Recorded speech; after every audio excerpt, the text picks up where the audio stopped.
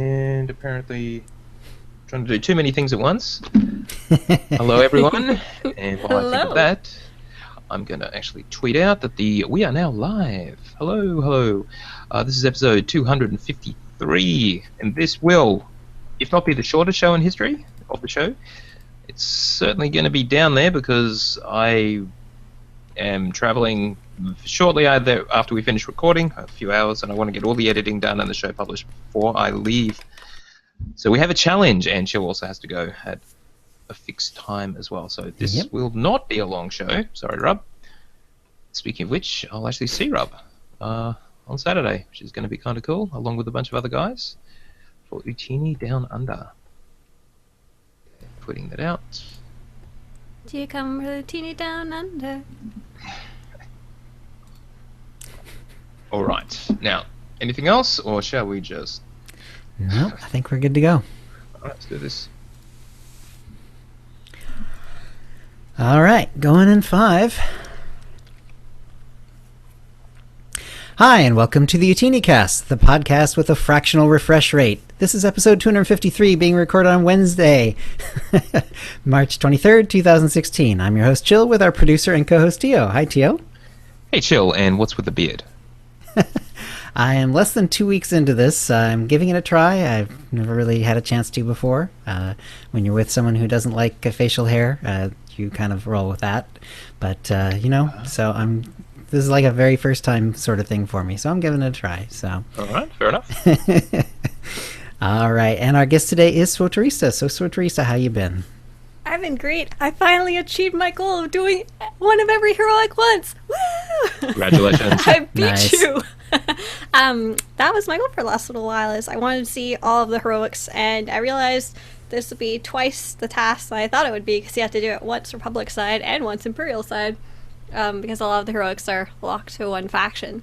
And so now I'm a galactic hero, and I'm trying to figure out what my next goal is. The one good thing about this goal that I picked is that it gives you a lot of credits. Holy guacamole. So I'm preferred right now, so I've got the 350,000 credit cap, so about every 4 or 5 quests, I was just going back to playing, what decorations can I buy? Oh, what emotes can I buy? Otherwise the credits are just going to go away into escrow. And for anyone who's working on upping their alliance commanders, I totally suggest doing this, because at the end of it, after doing all of the Imperial faction top to bottom, Alderaan to boss, I had about 20 of each of the 4 different crates. Nice. It was great. I just opened them all at once. It was so much fun. It was like, cartel pack, except they're free. Well, except for the time spent, but that's kind of fun as well. And last week, the priority operation of the week was Eternity Vault, and the priority operation is really nice because not only does it give you hard mode loot, it also gives you bonus nightmare mode loot for not too much effort. And we ran that sucker so many times last week. Like, I personally ran it 4 times, and I don't even have 4 level 65 characters on the last run. All I had left was my poor little level 52 Guardian that was getting killed in one hit because she didn't even have any gear or anything. So my group found a really good way to keep me safe at the end of SOA. I had died already once, and they'd rezzed me, and they were like, oh, you got in a mine trap, you're just gonna stay there. And it was actually really good. I was able to stay there for a minute or 2 until the fight was almost done, and I didn't get hit, and I could just dance around that weird blue-green atmosphere. Mm-hmm. That little room. Nice. Mm-hmm. And that was officially our guild's last week that we are doing operations specifically to get gear. We're mostly geared for nightmare mode now, or we're at least close enough. So we are excitedly this week. We raid 2 days a week, and our first day we did all the first bosses of hard mode, Temple of Sacrifice, and on tomorrow we're going to be doing Revan, and I'm so excited because we've only barely touched on Revan hard mode, and I'm super looking forward to actual progression rating again instead of just chasing the loot after the priority hard mode. Very nice. All right. Tio, how about your week?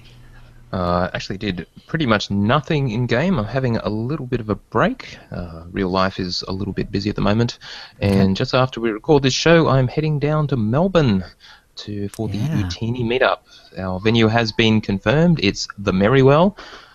and it'll be on Saturday, 26th of March, this coming Saturday at 1:30 p.m. the Australian Eastern Daylight Time, Melbourne local time, in other words. So, yeah, Okay. there's going to be a bunch of people coming, including old friends. Darth Brundlefly is going to be there, our old friend Rub, of course, Greg and Cal, many others. So it will be a very, very good time. And, of course, special guest from the USA is Chong. Chong will actually be there. He is That's on awesome. holiday in Australia, and we Yeah. are meeting up with him. So it should be a truly good time. So anyway, I will report back on how that went. May even capture some audio from it. We will see. Probably Sounds not, good. but who knows? Yeah, anyway. That's Or if my you don't, week. someone else might. Indeed. Anyway, how about your week, Shel?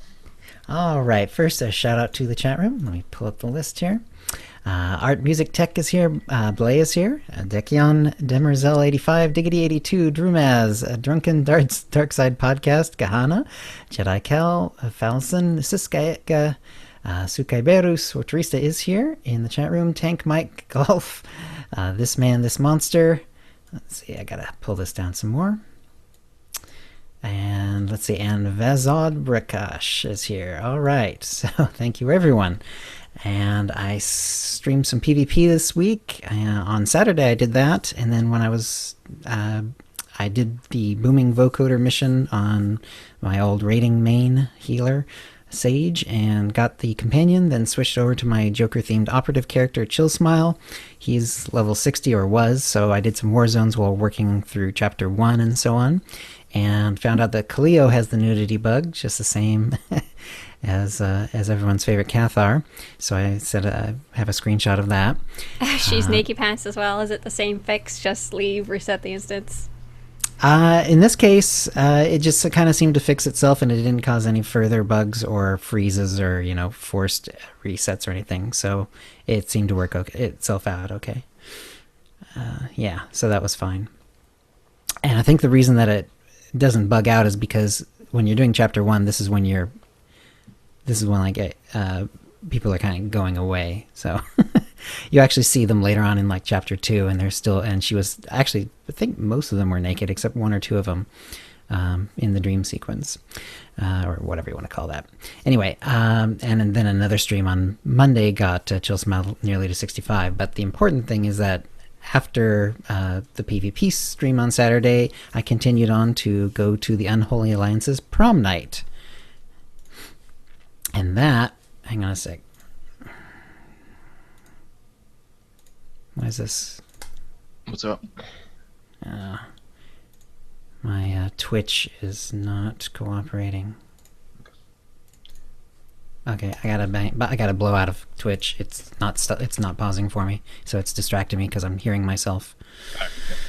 So I'm sorry, folks. I'm not listening to Twitch chat anymore. At least not for now. Okay, so second part of the Saturday stream, it was time to do the Unholy Alliance's prom night, and I didn't have a prom-themed character ready. I didn't go and get any formal wear or anything, so I just brought my most attractive character, which is my blue-skin Twi'lek Gunslinger. It was Republic side because it was on their guild ship. There were basically the whole night, it kind of, people were coming and going, but there's almost always like 40 or more people in the room at any one time, which is pretty impressive. They had TeamSpeak set up, and there was a DJ, so there was music throughout the night. They did a great job with everything. The ship, which is named the Bowcaster for their guild, which is Wookiee Mistake, was very nicely decorated. I streamed that whole thing, tried to put it on YouTube, but even though the music was sort of in the background and it was often sort of overridden by everyone's voices, YouTube slapped a copyright stop on it. So instead, I would recommend the Twitch highlight on this Chill SWTOR channel. And at least when I initially put that up, it was fine. Twitch sometimes does also go through audio and blank out sections, but it will only cut out the audio. You'll still be able to at least look at it. And last I checked, everything was fine, but who knows if they're going to do that or not. All right, so after some general fun with dancing and some other emotes and so on, there were 3 contests, and there were also door prizes and other giveaways. The first contest was a trivia contest. It was all SWTOR related. I got some of the questions right, but nowhere nearly as quickly as the winners did. We had some really fast-fingered people at the prom, so they did very well. Around that time, previous OotiniCast guest Kimmy started texting me.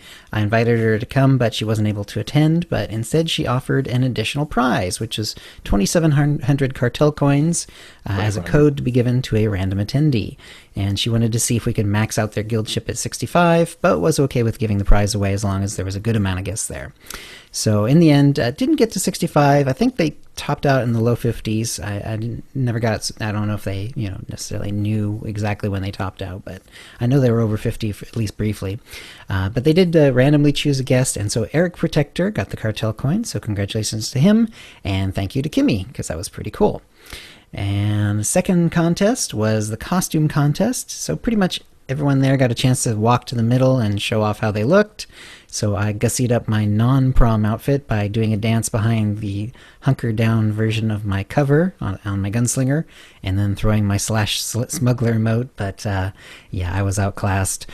So they did announce a prince and princess, as well as a king and queen. So the prince was Waylon, who did a whole Superman / Supergirl thing with his character and Lana. And then princess was Priscus. So I guess that's coincidental, but interesting. Prom king and queen were none other than OotiniCast guests Dekian and Fiona. So congratulations to them. And that's really awesome. And of course, they are a couple in real life as well. So now they're also the prom king and queen. So, and there's a screenshot of them and the prince and princess. Third was the dueling contest. There were not quite 16 of us. I ended up getting a first round by random allotment. Then the prizes were some cartel boxes and some very cool rare mounts, which is already cool. But then Kimmy came through again. She actually texted me back and said she would give 8 million credits for 5 for first, 2 million for second, and 1 million for third. So that sweetened the pot quite a bit. I took down a couple of opponents despite not having played on this character for a while and having rather mediocre gear. And they were balancing everything out. If like one character happened to be a PvP character, then they had them remove both sides remove their armor. So it was just the left side bits minus the bracers and weapons. So they did their best to sort of match everything out. And finally, I did get to the final match, and I fought against Reyna, who defeated me pretty handily on a Guardian. So Reyna took first, I took second, and Utini Knight Ignacio took third, and Eric Protection, who you'll remember from earlier got the 27 cartel coins, also shared third place with Ignacio. Rather than keep Kimmy's credits to myself, I sent 6 million to Reyna and 1.5 million each to Ignacio and Eric Protection. So yeah, came in second. Pretty happy with that, and it was a lot of fun. And they did give me the Womp Rat mount, and there's a screenshot of that as well.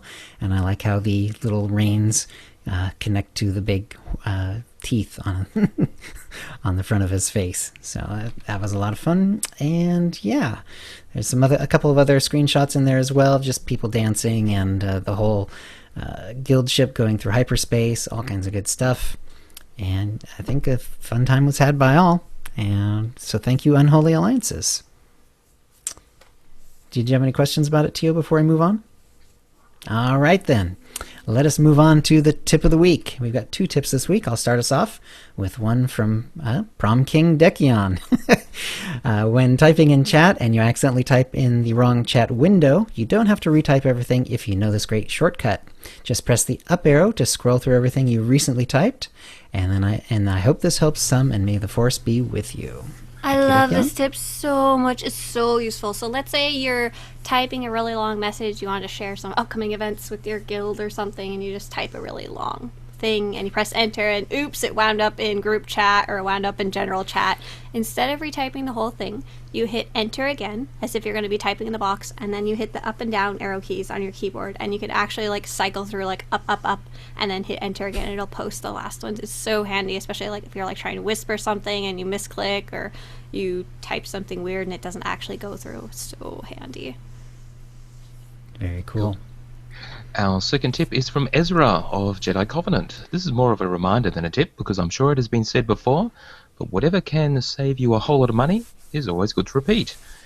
For the people thinking about buying really expensive items on the GTN, like an unstable lightsaber maybe, always remember that the GTN tells you the name of the seller of the items you are looking up. You can contact them directly and ask them to knock off the 6% GTN fee from the listed price, saving 1.8 million credits on a 30 million credit unstable lightsaber, 900,000 on a hypercrate, and so on. With a simple whisper, it's a very good deal. Yeah. If the people selling the items are offline, just add their name to your friend list with the name of the items in the comments section. The friend list notifies you when they log on, and you can ask them to sell you the stuff directly without the GTN cut. Heck, while you're at it, you could even try to negotiate the price down a little more. I've done it myself in a few hypercrates in both single and dual-bladed unstable lightsaber, and so far it works very well. And remember, by saving that GTN fee, it's not like you're ripping off the game, so it's just going into the magical universe here, so no one is missing out. It's just a way of, why not negotiate I directly had this and save happen yourself. to me once. I didn't really know how the GTN worked, and I'd gotten a really rare item from the game. I'd gotten, it was like Revan's mask or something, and I was selling it for a whole bunch of money. I was like, woohoo, and someone whispered me, and I thought they were like trying to rip me off. I was like, no, just buy it for the price I listed it at, dude. And he got so mad at me. He's like, no, I'm trying to save both of us money. I'm going to give you more than you actually would have gotten. So right. yes, good to know. And if you've never used a comment feature, if you go to your friends list, if you highlight any of the names of the people you've added to your friends list, there's a little set comment button down the bottom of that window. You click that and you can just enter in some free text, whatever you want, and it's just stored there pretty much forever until you A delete lot it. of people use you that can go for through it and clear it out. operations. Like you can mark down, like when you get in an operation with someone and they're actually good, they're not Joe, they know what they're doing, and you like them, just add them to your friends list and add like ready for ops or wants to do ops, and maybe their role too. Right. Not Joe's are good to Now, keep track of. Tia, with these rare items, though, you can't pull them off of the... I mean, the seller can't pull them off the GTN because they'll lose the fee they put in to place it in the first place, right? So Aren't wouldn't they some have... cartel market items like 0 credits to list them, though? Are they? I think so. I don't know. Some of them Because- are really cheap. Okay. A lot of them are And cheap, even so, it you wouldn't just matter. wait the remaining 24 Or you or could wait the 48 remainder. hours and Yeah. to do the deal. Okay. But good All point. right. Yeah. By random allotment, the winner is Ezra. Congratulations, Ezra. You're the winner of an M8 3R Droid pet code or Tonfon pet code, courtesy of BioWare, and a new OotiniCast provided cartel market pack from the latest shipment. And if you'd like a chance to win the same, please send your tips to OotiniCast@gmail.com by next Tuesday. And that will bring us to the holo feed. Tio? All right, let's start with server-side maintenance. That was on Tuesday during the regular maintenance time. They projected 4 hours. It was only 3 hours. No patch, of course. They were just doing something on the back end to clean things out. So no big deal there. Now, however, if you remember the March live stream, Ben Irving did mention that in addition to the patch they put out a couple of days after 4.2 went live, there would be another patch next Tuesday, which was last week or last Tuesday, and nothing had turned up to actually fix various things, including the Nico Okar companion problem where he cannot be summoned since the patch went live or cannot be sent on crew skill missions. We've just heard today that they have indeed isolated the problem, and it looks like they are patching it on Thursday morning, US time, and that will be patch 4.2b. And the only thing in that patch will be the Nico Okar fix. So by the time you hear this podcast, it should all be fine, all done and fixed. Any other issues, of course, remain extant, probably until a game update 4.3 comes out, Right. which will be on 5 April, a couple of weeks. Now, next, the PTS that did have the Warzone with Game of Thrones 4.3, so people could try Odessa Proving Ground, and the Rishi Arena has been shut down in preparation for it going live. In addition to the last round of changes they made, they fixed a few more bugs and they did some optimization, so it should actually move a lot faster when it is eventually live. So awesome, coming 5 April, as mentioned, 4.3, and those two the new Warzone and the new Arena. As well, of course, as Chapter 12. We'll talk a bit more about that in a minute. But not long after the PTS went down, it came up again. And it has the Eternal Championship. And so that was a bit of a surprise. It was just yesterday. I was at work when I saw it, and I thought, awesome, I can't wait to get home and give it a try, because, as you know, I've been really looking forward to it. But it quickly became evident. There was a tweet from Place. It's currently broken, as we can't actually enter the arena. Looks like someone forgot to migrate some settings. Until SWTOR neuters the door, boss, there isn't much to do but watch the cantina. So, yeah, they took the PTS down later that day, so I never actually got to even see that. And they've made a few more posts today saying they're still working through the issues that they discovered on the PTS. They won't be bringing it back up today, and they'll keep us posted on a status on Thursday. But they are patching it. You'll notice the PTS is being patched in small increments. So hopefully, by Thursday or Friday, hopefully by the time you hear this, the PTS will once again be live and people can actually give the Eternal Championship a try. Now, the obvious question was asked, so how did this particular issue get live? That is, they put the PTS up, people go to try the Eternal Championship, which is the whole point of the exercise, and you can't actually get into it. And so Eric did address that. That's Eric Musco. He said, we never experienced the Eternal Championship issue, that is being able to get in there, when we tested it on our internal QA, quality assurance servers. But move it onto the PTS and boom, the door stopped working. And so they're attempting to reproduce the bug internally so they can address it and get the PTS back online. So basically, they don't know. So all fine, we're on their internal dev servers. They put on the live PTS and whoops. So that is a little unfortunate. It means their QA servers are not exact replicas of PTS or live servers, which is minor differences. Yeah, so anyway, in software development, you want your dev servers to be as close to production as you possibly can, because otherwise this happens. But there are certain limitations and practicalities that can prevent that. But anyway, so hopefully by the end of this week, PTS should be live, and I would encourage everyone, and I certainly will be when I get back from Melbourne, giving this a good thrashing, because I really want to see what the Eternal Championship is all about. And if you've never heard about the PTS before, how do you go about getting it? What does it entail? How big is it? How long does it take to download? That is an excellent question, Sweaterista. It is effectively a completely new copy of the game. You get to it via the launcher. You have to enable the PTS, and then it will download. And if you've never downloaded the PTS before, we're talking at least 25 gigabytes. So that will take a while. Of course, once you have a PTS downloaded onto your system, it sits in parallel with the live game, and whenever they update it, it will just patch itself. So it's a smaller increment when you update it in the future. Now, the main thing to be aware of is on SWTOR.com in your account, there is a PTS character copy on the left-hand side under your options on SWTOR.com, and that will allow you to copy any of your characters from live straight to the PTS. There's a bit of an oddity there. That is, if you copy one, you'll get 2 copies of that character. It's been like that ever since they introduced PTS character copy, and they've never fixed it. So whatever, no harm. Because once they're on PTS, it is just a copy. You can delete them. Won't make any difference to your live characters.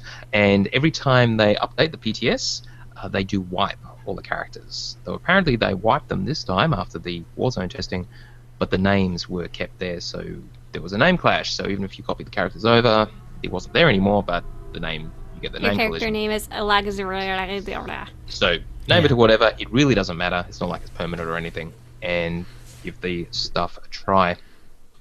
Couple quick reminders: don't use your Insta60 token, because even on the PTS it will use it for your whole account.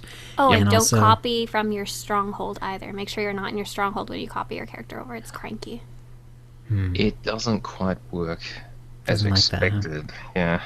There's something else as well. Also, because it's a new copy of the game, it will not have your settings and so on, but you can, if you know how to find those in your regular game, you can move those over. So. Yep, and you'll find there's certain unlocks that don't copy as well. So, and strongholds at the moment certainly are not enabled at all. As Sweaterista mentioned, if you're in your stronghold and you go there over to you are in your stronghold and you copy that character, because the game remembers where the character was, if you then try to log into the copy on the PTS, that's where the problem is. Yeah, so don't do that. Also note that the PTS server is actually in the East Coast US data center. So if you're on the West Coast, it'll be as if you're playing on East Coast server, and from Australia, it's even slower. So we get at least 200 milliseconds latency. Right. But there is only the one PTS, so it's actually a good opportunity to get together from people from everywhere, because there is only the one spot, and you can all copy your characters across. So anyway, it's there, and hopefully by the end of the week, we can all give this stuff a try. Oh, I'm so looking forward to it. But anyway. Still no news about Season 7. I saw that question in the chat, which Sweaterista responded to. We still don't know. They're still talking internally, and we'll hopefully announce something soon. Again, our prediction is 4.4, maybe?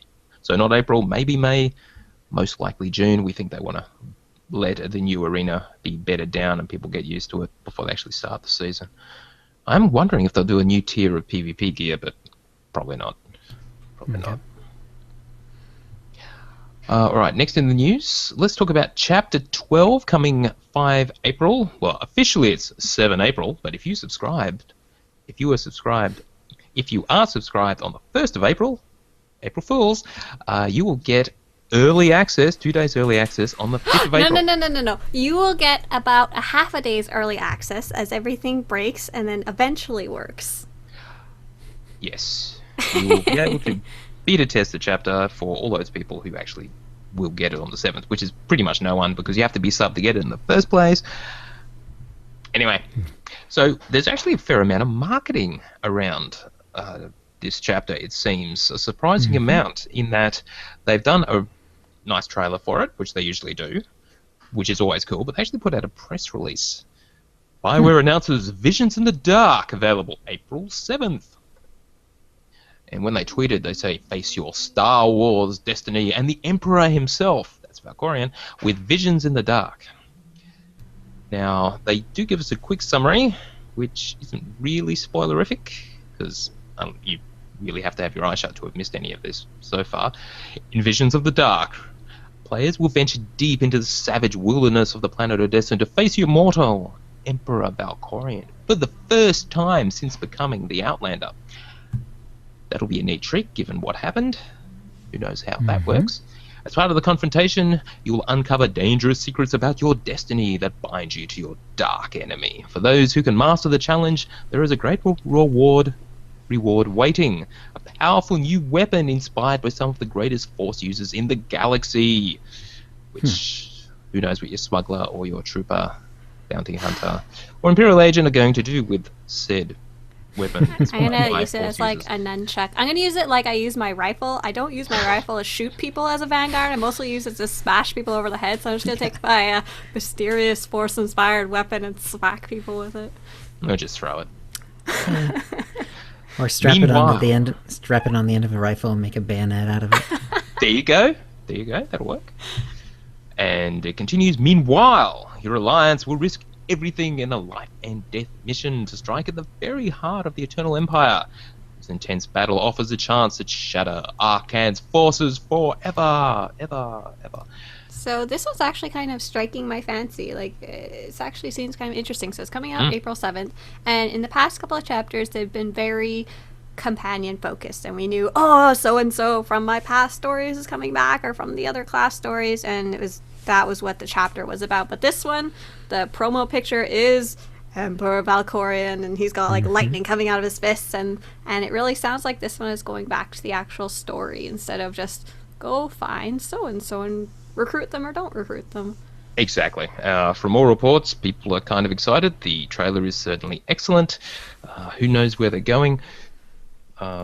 yeah, we got a hint at the end of the previous chapter just what that secret is, and Arcane's forces, Eternal Fleet, whatever. We will soon find out. Coming April 5th. Now, beyond that, of course, we had Charles Boyd. I believe he spoke last week about him doing some recording in LA with our favourite voice actors for future work. And he did tweet, not confirming anything, but we just happened to have Suresh in the booth today. How about that? So there are rumours with no substantiation beyond that Season 2, because in theory they've actually finished the first 16 chapters as far as the voice work goes, Season 2 will actually have something to do with former Senator Suresh. I wonder if that has to do with Alara, because the only time they've really mentioned Suresh so far is when they were talking about Alara on one of the dev streams, and they said that one of the reasons Alara may not be returning the trooper female companion is that Suresh did not like her imperial ties. Right. I would love that chapter. That'd be such a cool one to deal with. Indeed. So anyway, that's all wild speculation. We have no idea what's happening. Still think they're going to do an expansion at the end of the year. So Knights of the Fallen Empire 2, or whatever they're going to call it. Knights of the Fallen Empire Strikes Back. Whatever. And we also had a tweet from Darren DePaul, the voice of Valkorion. I get such a kick out of seeing the finished product. Voicing Valkorion is such a blast. And then he tweeted a picture of himself from a year ago, just after the first ever Valkorion recording session. What an amazing SWOTOR journey it has been. And that was him with Charles Boyd and someone else who I don't know. Does anyone recognize that guy? Okay. Anyway. Now, speaking of tweets, all kinds of stuff comes out of Twitter. This one is from Paul Marino. Now, he is the lead narrative designer at BioWare. He's been on Star Wars The Old Republic since 2009. His job is overseeing narrative implementation across game design, cinematics, in-world, and marketing efforts. Anyway, he tweeted, "Animation team and I are off to EA Burnaby / the Capture Lab to grab some mocap, that's motion capture, for SWOTOR. Canada, here we come." Now, motion capture is, of course, where you get an actor into a suit where they put lots of points all over it that cameras can scan, and then they get a person to just walk through or act out something, and they have a whole bunch of cameras on it, and all of that information is translated into the computer, so you can then create digital characters that will mirror the motion captured individual's performance perfectly, because it's scanning their body as they move, and then they can make a character do exactly the same thing. So I am curious whether they've used mocap before. I mean, with some of the animations and stuff, they're pretty damn good. So I would assume so. I want to say they did for the faces. I want to say they mentioned it a long time ago, but they really haven't mentioned it since.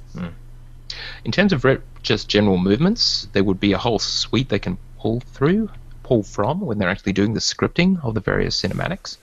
But maybe they're recording entirely specific motions for upcoming work.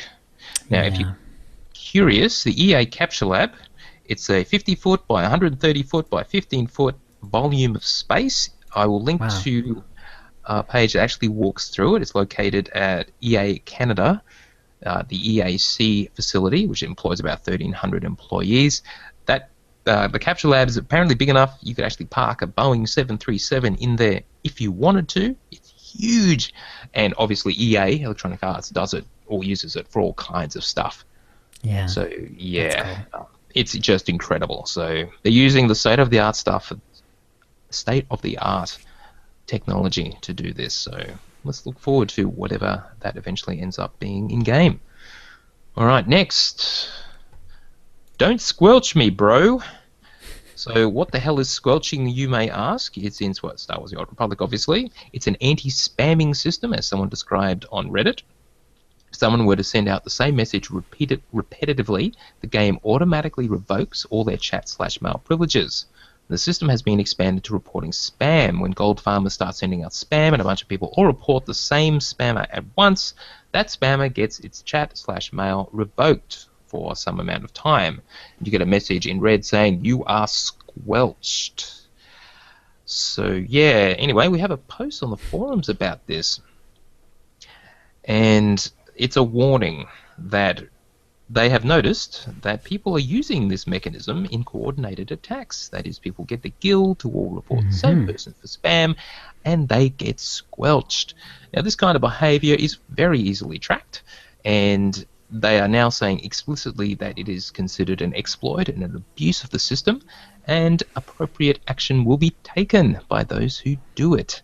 So please, if your guild says, everyone report this guy for spam, and he's not a spammer, don't, because you'll probably get banned. Or at Yes, least it's suspended. like, it's just so stupid because, like, okay, there's been lots of exploits in the game that are not very easily tracked. You're probably going to get away with it. But this one, very specifically, when you send in a report, what is attached?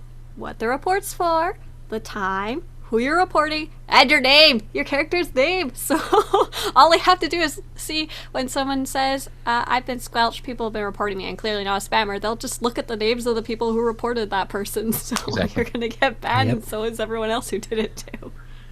So please don't. Just don't. I mean, just don't. All right, community cantinas. We were kind of wondering. It's already towards the end of March. We haven't heard a thing, but we have now. They are planning cantinas in 2016, with the first one being Star Wars Celebration in London, which we were kind of planning on going to, but then turned out London's we weren't. kinda So far. it's a real, on the other side of the world for me. So For me that's too, really. that will be the next community cantina. So London, that's 15 to 17 of July. They'll pick the community cantina sometime. Then it will be in the Excel London Exhibition Centre. So I know Charlie is definitely going, so there will be at least one man on the ground, so he can give us a first-hand report on just what's happening at the I cantina. was kind of curious about why they chose there. Obviously, there's a very big event happening there that's Star Wars related, but as Yep. far as I understand, the huge part of their market is in North America. I don't actually know how much is in Europe. Obviously, they have the European servers, but I wonder how many people will actually be able to attend. A very good question, because a lot of them would be in Europe as well, Germany specifically, as well as France. So, but then again, it's just across the channel. I don't know how easy it is to get around to Europe. I know it's quite closer together than we're used to, but anyway, hopefully they do get a good turnout. All right, and last bit of SWOTOR news is Bioware Austin is hiring a data analyst. It's a contract position, or specifically all right, let me give you the description. Bioware's analytics and reporting team aggregates, analyzes, and reports data in order to inform decisions and track KPIs. That's key performance indicators. It's a management thing. The Austin studio is looking for an experienced, energetic, full-time monetization analyst to work with our development team. This person will focus on analyzing, managing, growing, and optimizing the in-game item catalog, that is the stuff you buy from the cartel market, to maximize monetization potential for Star Wars The Old Republic. Very cool. So anyway, well, someone like Bill, for example, or Andrew from SWOTOR Economics would probably be really good at this. I was going to say, I want them to hire Probably Software would, Economics. I have no idea if he's actually, like, qualified for that specific type of number crunching, but I just want them to hire him to say they did. So I hire him as, like, an assistant to the person they actually hire. Or something, I don't know. So I'm not sure how I should feel about this. It's just a logical thing to do, where you actually get someone who knows about this kind of stuff so they can make the most money as possible out of the cartel market and design their games in such a way that people design their items that they sell on the cartel market in such a way that people will buy them so they make the most money. It just makes sense. It's just a little clinical to actually see someone actually in that position, but I would rather that because I have a strong suspicion this was happening in response to them changing the way cartel packs work, and it doesn't sound like it went too well. Like, a lot of people I've heard said they don't want to buy it. They know the chances are a lot lower of getting good stuff now. So that means when we get someone who is clinical, it means they'll be looking at the data, listening to people, looking at what we actually do want, because we will pay for what we do want. So it means hopefully we'll get what we do want. I don't care. that makes sense. Yep. Yep. All right, so yeah, if you are interested in that kind of thing and have the appropriate qualifications, why not? Jump in. All right, that's Star Wars The Old Republic news. Let's just talk community. Thanks to our latest Ootini patrons, Tom R. and Kel. Thank you, gentlemen. And we also have a couple of new iTunes reviews. Now, I get these every month, so maybe a little bit behind. Both these guys are from the USA. We've got Jipiol 1986 and Dr. Quirkus. Thank you guys for your 5-star reviews. If you want to give us a review on iTunes, that'd be fantastic. There is a link on OotiniCast.com, top right, that will take you straight to our page on the iTunes store. And other than making you guys feel good, is there any good reason to leave a review and a rating? It helps people find the show. It puts us up in the list when people are looking for a Star Wars: The Old Republic podcast. It's pretty much what we get out of it. So that's how you can help the show.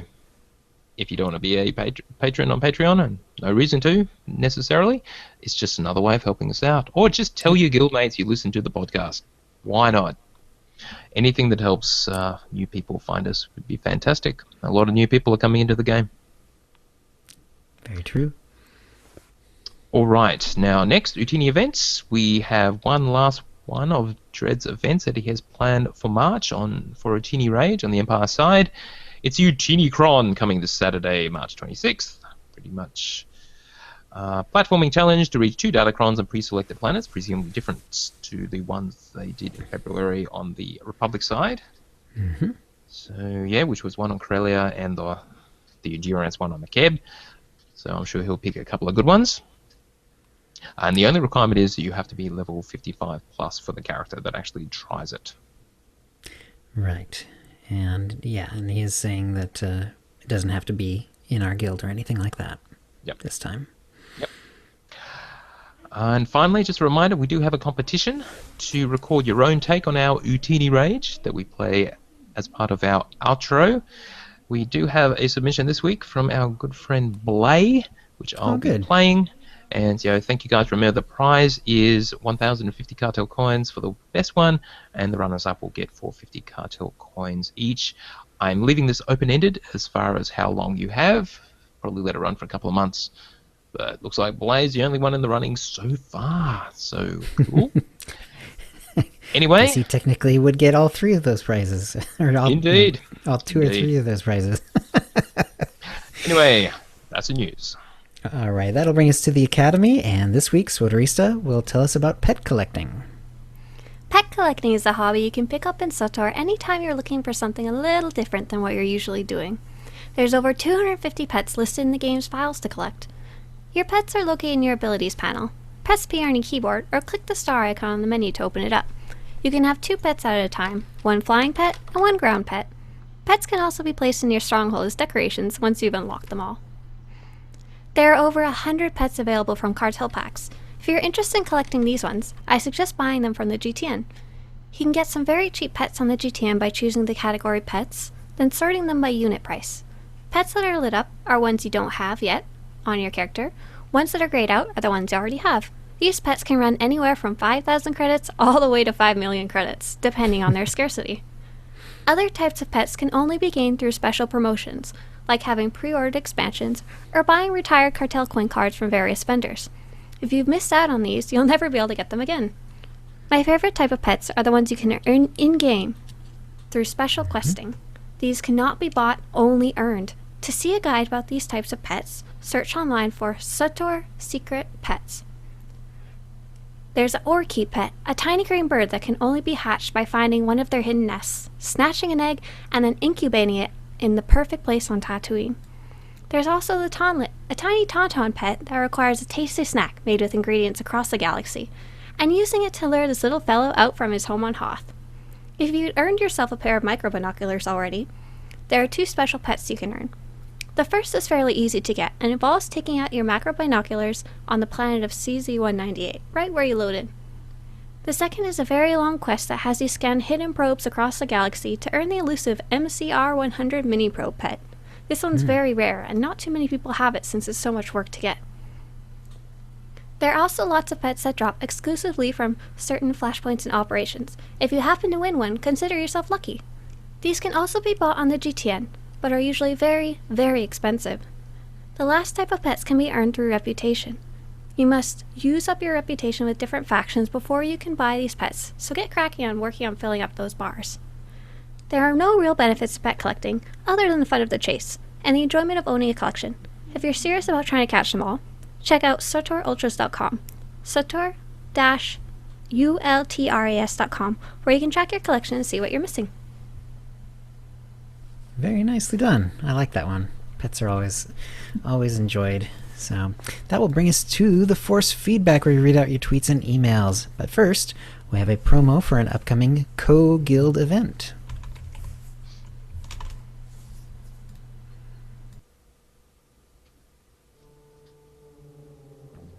Hi, I'm Jessie from Unholy Alliance.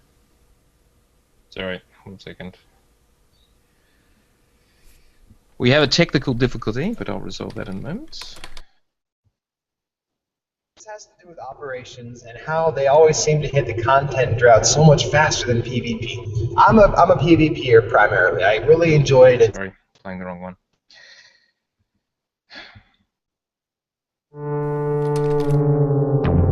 Hi, I'm Jessie from Unholy Alliance, and I'm here with Fiona from Utini Rage.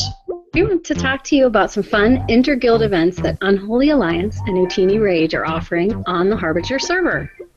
We just had the pub-side prom, and members of both guilds, as well as a variety of community members, turned up for dancing, dueling, and socializing in-game.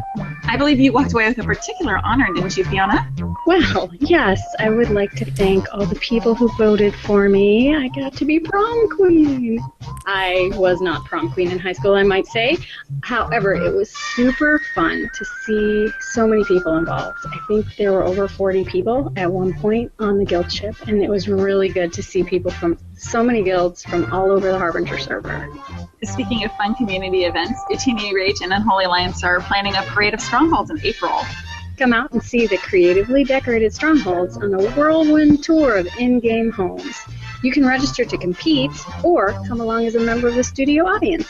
We'll have information on how to register, join the group, or watch the stream coming up soon. Please come out and get involved. These events are designed to help bring our SWTOR community together in brand new ways. Yes, please come out. Find out more at unholyalliance.org or OotiniCast.com, and we look forward to seeing you.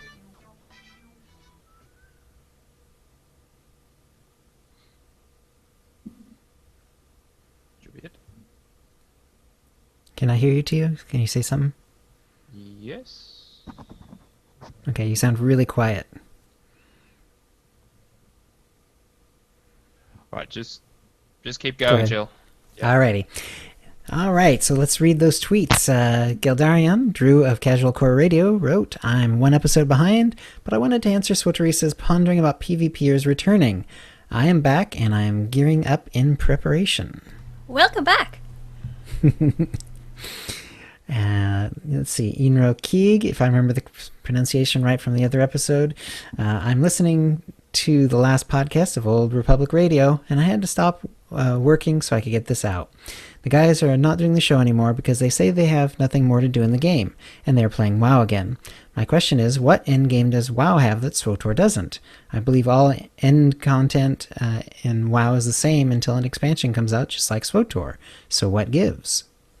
I'm guessing it's because they probably haven't done that specific content yet. Like, they probably played a long time ago, and they haven't played since, and so everything that's come out, they haven't done yet. That would make sense. Keep going. Yeah. Rendrin wrote, I was just listening to Swoterisa's segment on crew... I'll start over. Rendrin wrote, I was just listening to Swoterisa's segment on crew skills in 252, good job, and wanted to throw out a friendly reminder. She mentioned the option of having 3 gathering skills, which is really good if you like flashpoints, because slicing, scavenging, and archaeology will together let you get past all secret doors to access fun little shortcuts. This is true. Kind of a minor reason to have those particular ones, but it's true. There's the slicing for the elevator. The archaeology gets you through like a tomb door, and the scavenging has like the special droids you can pick up along the way. I love doing that on my characters as they level, just picking up the 3 gathering skills. I hate crafting while I'm living because you're back and forth between the fleet, buying schematics and leveling, and then just running around picking up everything in my eyesight. Can I just test my audio? How's that? Oh, you sound good. Normal again. Yeah, that's good. Okay. All right, so Shari wrote, thank you, Charlie Kranatoko, for that Utini Rage at the end of episode 251. I was listening to the episode while driving. Needless to say, I laughed. Yeah, me too.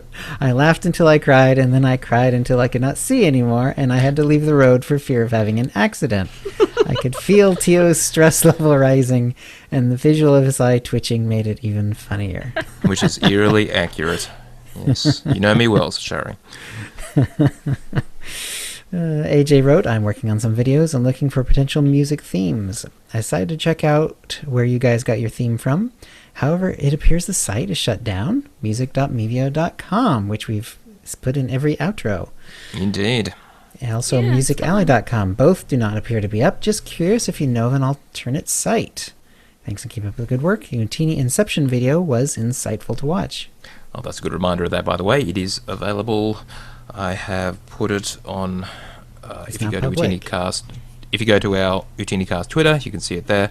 Also on the show notes for episode 252, there is a link. It's on Vimeo. Because of copyright reasons, I can't put it onto YouTube without it getting all upset. So, yes. And the music we used is actually allowed, so there shouldn't have been a problem, but I don't want to do the copyright battle. But to answer the actual question, yeah, Mevio's is gone. Apparently they went out of business like a year ago or something. We didn't notice. And yeah, so I've been trying to find an alternate way to license the theme song. And you'll find in our outro now, we will just reference the song and its artist directly. Yeah, but anyway, if you want PodSafe music, I would just Google PodSafe music, and you should find various sites that offer it either for free or in a way that you can license for a fixed amount.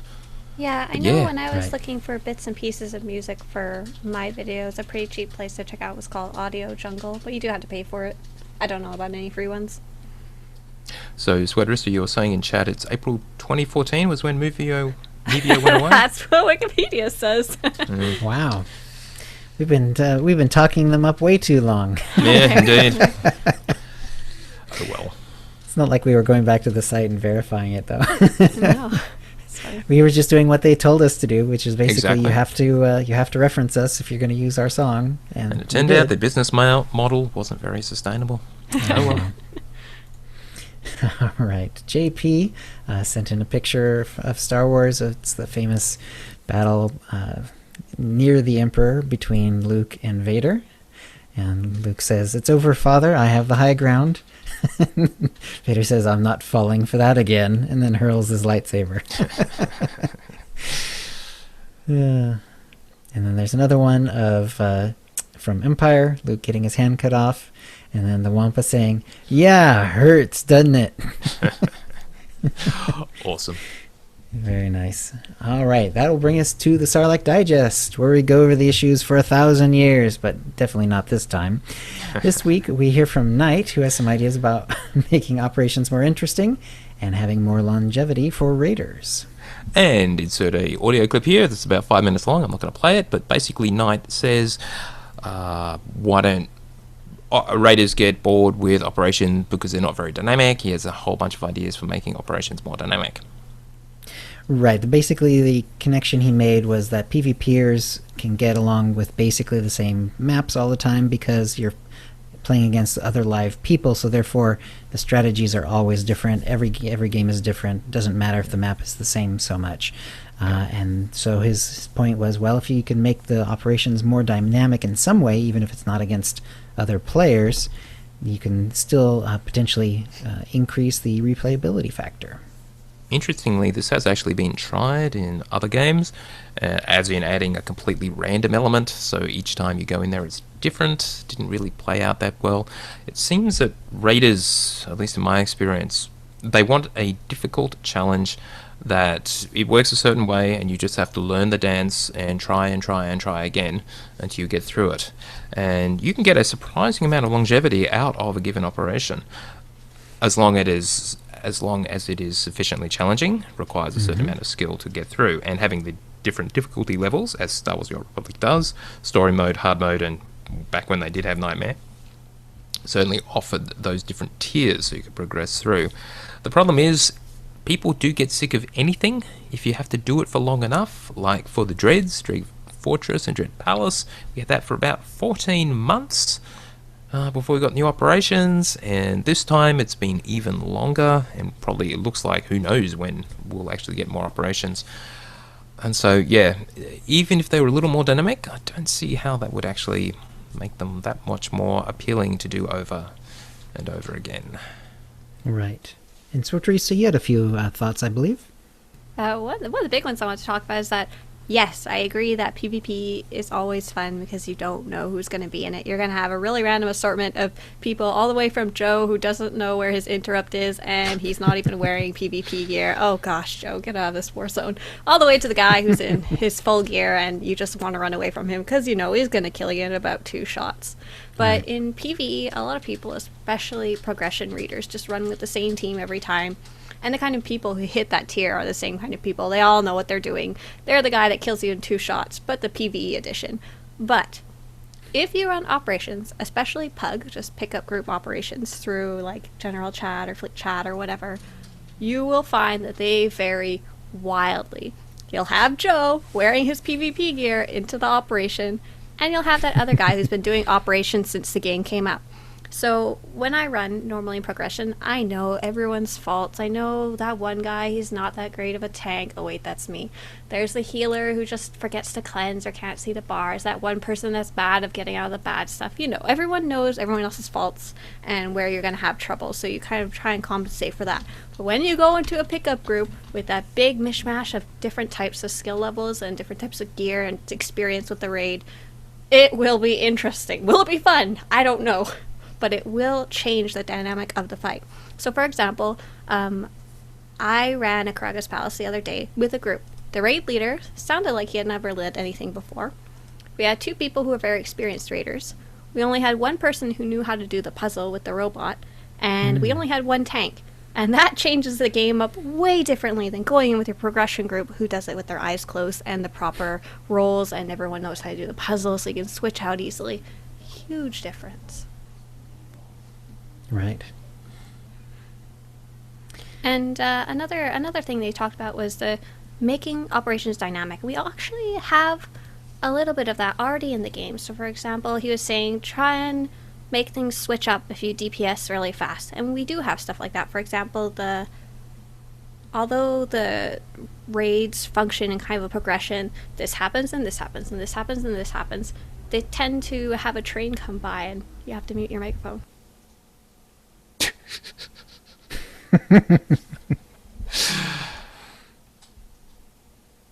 Sorry about that.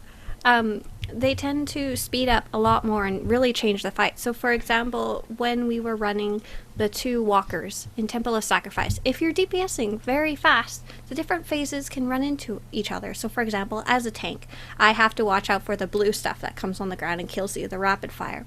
If you're DPSing quickly, this can happen at the same time as the magnetic thing pulls you in. So you really have to be watching out. And this happens also in Terror from Beyond when the little babies come out the end to kill you, the twisted spawn. If you're DPSing too fast, these come out. It will just wind up with the players metagaming a bit, either slowing down their DPS as a group or speeding it up to get the easiest result. Yeah, pretty much. Oh, did we lose Jill?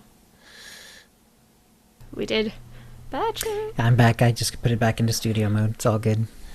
Yeah, that was my problem, by the way. I wasn't in studio mode. So, yeah, in conclusion to what Knight was suggesting, I mean, it would make operations, well, a little more unpredictable. I don't know if it would be appealing or not. And as you say, there's all kinds of dynamic elements in them. You could throw in a lot more randomness. That could just get irritating. When people are going for progression, you do sort of want a kind of baseline way it works. So otherwise, some people who get through and actually get the world first, that kind of thing. If it's too different, they just got lucky because in the particular way the random number generator turned out. Yeah, right, exactly. Like if the fight is different based on what ads come out or whatever, and it turns out you just have to run it until you get the right ads that you can actually take out at your gear. That'd be one thing. Blacklock in chat said KDY for operations, and this is kind of a suggestion that Knight said. The problem with that one is that we're having trouble getting them to create for us 1 new operation a year, and this would essentially be creating like 4 to 8 operations and jamming them into one. And I've Yeah. seen other games where they have kind of similar flashpoints like this, and it's kind of cool, but it's a lot of work to actually create. Right, it would be certainly a lot more than a typical operation. I don't know if it would be the same as, that many more, because you'd still be using a lot of the same art assets, and, there'd be different ways to work out the balancing. I do think it would be a hard sell to hardcore raiders, because I do think they like, the world first, the server first, and so on, and they want to know that what they went against was what everyone else is going against. But on the other hand, doing it this way that Knight suggests would potentially sort of open up a different audience for operations, like people who aren't necessarily interested in just learning one particular dance and doing it a million times until their operation group finally gets done with it, but instead someone who on the surface might be a little more casual, but might end up doing it a whole lot more than they would have done a regular operation. Just It'd be because a really it's more interesting interesting to them. experiment, that's for sure. It would be. And while you're at it, why not make scalable operation group sizes? I suspect that would actually provide a whole lot more longevity, because you can actually have a smaller team. Just say you've only got 6 people together, but you want to do an operation. So you go and do an operation, and it scales down to the size of the group, or you've just got 9 people.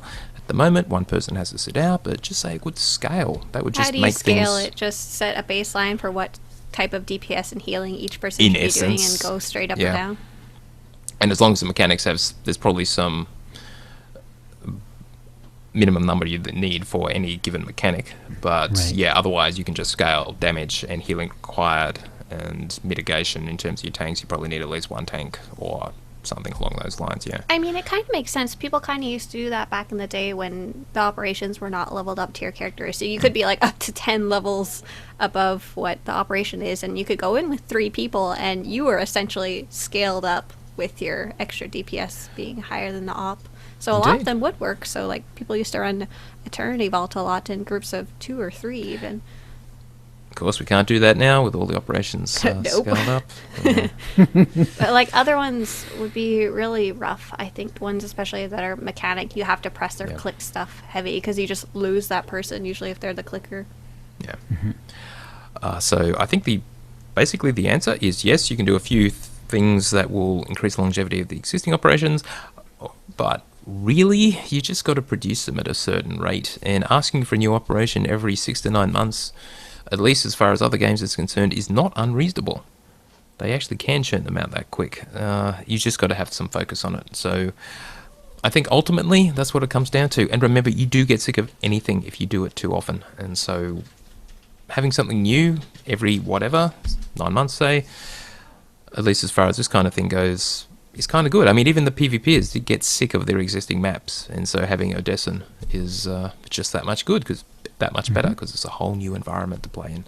Just changes like a holiday, right? All right.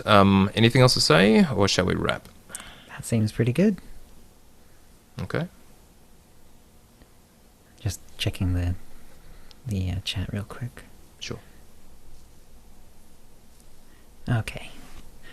Alright then, that's a show. If you'd like to play with us in the Utini Knights Guild on the Republic side of the Harbinger server, or in our Guild on the Empire side, do a /c join Utini to join the Utini channel. Then let us know you're a fan of the show. You can email questions and comments about the show to OotiniCast@gmail.com. Follow us on Twitter using @OotiniCast. You can find contact details for all of us on our website, OotiniCast.com, which includes how to subscribe to us using iTunes, Stitcher, and the rest. We record the show live every Wednesday at 4:30 p.m. Pacific. Go to OotiniCast.com/live to find out how to join in. Our theme song is Doomsday by Jean-Paul Zogby, and there is a link in the show notes.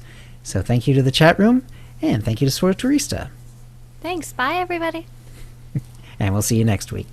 All right, guys, keep recording. Thank you, everyone. Apologies for the short show. We probably could have talked a bit more on that, but I need to go.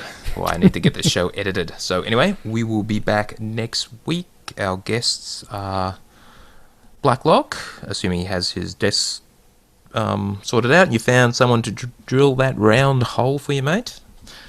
Wouldn't have thought that'd be that hard in Wales, but maybe it is. And Alex, Mixed Up Pixels on Twitter from the Geek Podcast. those two are our guests next week, assuming Blake can make it. So anyway, have a good week, guys, and hopefully I'll see you on the PTS and we can play the Eternal Championship. Anyway, later. Bye. Stop the broadcast.